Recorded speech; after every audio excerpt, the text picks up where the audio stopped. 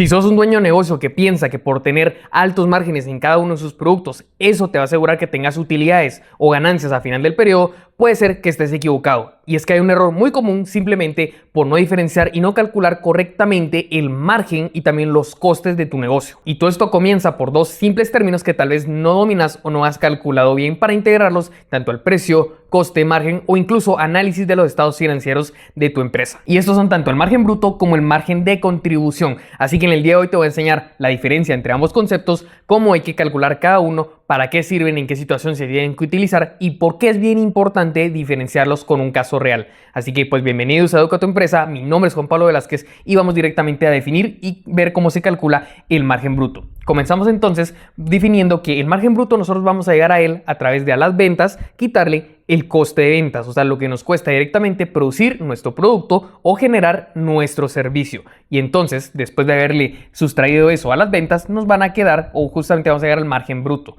Y con eso vamos a cubrir nosotros entonces ya nuestros gastos operativos, o sea, el resto de los gastos de estructura del negocio. Aquí hay un elemento que es bien importante aclarar para entender justamente cuál es la diferencia. Y es que el coste de ventas, la mayor parte de veces, tiene un componente tanto de un desembolso fijo como un desembolso variable. Un desembolso variable, por ejemplo, si nosotros mismos producimos nuestro producto, puede ser entonces la mano de obra y la materia prima, porque incrementan a medida que producimos más y más unidades. A diferencia de, por ejemplo, los costes indirectos de fabricación que van dentro del coste de ventas, que simplemente son gastos fijos repartidos dentro de toda la cantidad de unidades que se produjeron durante un periodo. Entonces, aquí tenemos que tener en cuenta que tiene un componente fijo y un componente variable. Y que en general, al encontrarse o calcularlo realmente desde los estados financieros, específicamente dentro del estado de resultados, realmente es un elemento o un indicador más enfocado a lo contable, a mostrarnos realmente la eficiencia que tenemos nosotros para producir nuestro producto o servicio y también que nosotros justamente lo vamos a encontrar y nos sirve más para entender la naturaleza de los estados financieros. Ahora, si nos vamos al otro lado, al margen de contribución, en este caso para poder calcularlo correctamente,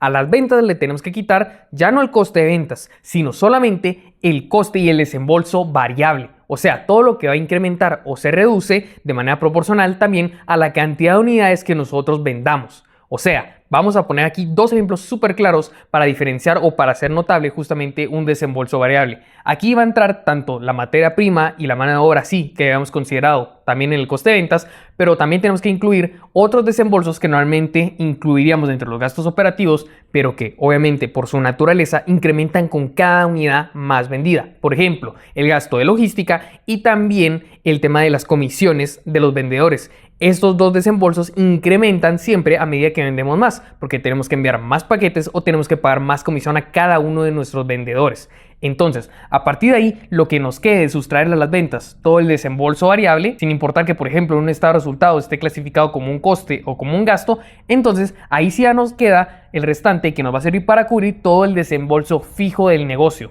Y por tanto, por eso es que es bien importante, o este es el concepto que nosotros tenemos que utilizar correctamente para calcular, por ejemplo, el precio, el coste real de un producto y por tanto vamos a encontrar realmente el margen, la rentabilidad de nuestro producto, que también nos va a servir para poder entonces encontrar correctamente el punto de equilibrio. Porque imaginémonos que calculáramos con el margen bruto el punto de equilibrio, que es un error bastante común, especialmente porque desde el lado académico muchas veces no se diferencia correctamente o no se enseña la diferencia entre los dos conceptos y simplemente se utiliza uno por el otro sin diferenciar. Y eso es un gran error, porque justamente miremos qué pasa con el punto de equilibrio si utilizáramos el cálculo del margen bruto, que en ese caso sería dividir los gastos fijos dentro de el margen bruto equivocadamente, porque realmente tenemos que utilizar el margen de contribución. Ahí nos damos cuenta que, como mencioné al principio, el margen bruto ya es un componente de los costes indirectos de fabricación, o sea, gastos fijos. Estaríamos duplicando información en la fórmula y por tanto tendríamos una información completamente errónea. Por eso, lo que nos sirve o para lo que digamos que tiene mucha relevancia el margen de contribución es para poder diferenciar todo lo que es un desembolso incremental de lo que es un desembolso fijo. Y por tanto nos permite saber realmente qué tanto nosotros tenemos entonces que pagar para poder producir, entregar e incluso digamos ya dar el producto final al cliente en cada unidad vendida. A diferencia del margen bruto, que muchas veces pueden maquillar un poco esto, al igual que muchas otras métricas más orientadas a lo contable. Y con esto pongamos un ejemplo, un cliente reciente en el cual lo que vimos era que al no diferenciar entre ambos conceptos o utilizar el margen bruto para todo, tenía bastante información errónea, porque en uno de sus productos más vendidos tenía un margen bruto del 50%, y con este entonces tomaba todas las decisiones, e incluso se daba la libertad de dar algunos descuentos grandes como el 20% para cerrar ventas. Pero entonces, a la hora que nosotros ya calculamos correctamente todos los costes variables para llegar al margen de contribución, nos dimos cuenta que el margen real del producto no era de 50, sino era de solamente 25, y cada vez que él daba entonces un descuento del 20%, se quedaba con solamente un 5% de rentabilidad, no como un 30% como él pensaba en base al margen bruto.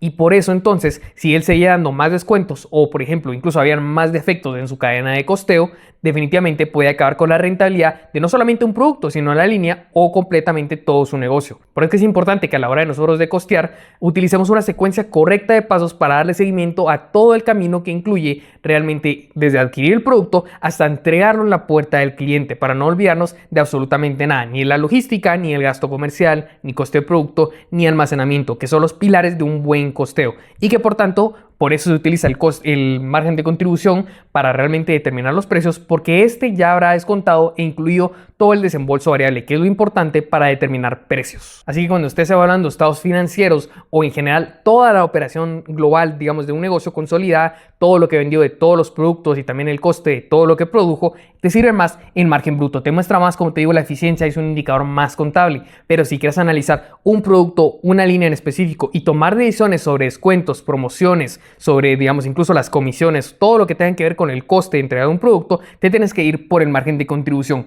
porque este tiene información más precisa y te permite, como te digo, calcular incluso el punto de equilibrio de una manera realmente correcta. De hecho, si quieres profundizar más realmente entonces en cómo se tiene que calcular el coste y por tanto después cómo se establece correctamente un margen y el precio de tu producto o de un servicio, puedes encontrar mucho contenido en mi canal y en el resto de mis redes sociales donde te enseño paso a paso realmente cómo costear, desde adquirir el producto, ponerlo en bodega, el coste de almacenamiento, el coste comercial y el coste de logística, para después poder realmente establecer el precio de punto óptimo de tu producto, o utilizar también otros indicadores más contables como el margen bruto para analizar los estados financieros de tu empresa. Así que espero que en este video te haya servido de verdad para entender la diferencia, no solamente teórica, que es importante, sino realmente para poder aplicar en qué momentos utilizar el margen bruto y en qué momentos ir al margen de contribución, para entonces tomar buenas decisiones con tus números y estar seguro exactamente de lo que sabes sobre los números de tu negocio. Y pues mi nombre es Juan Pablo Velázquez, esto es Educa tu Empresa y nos vemos en el siguiente video.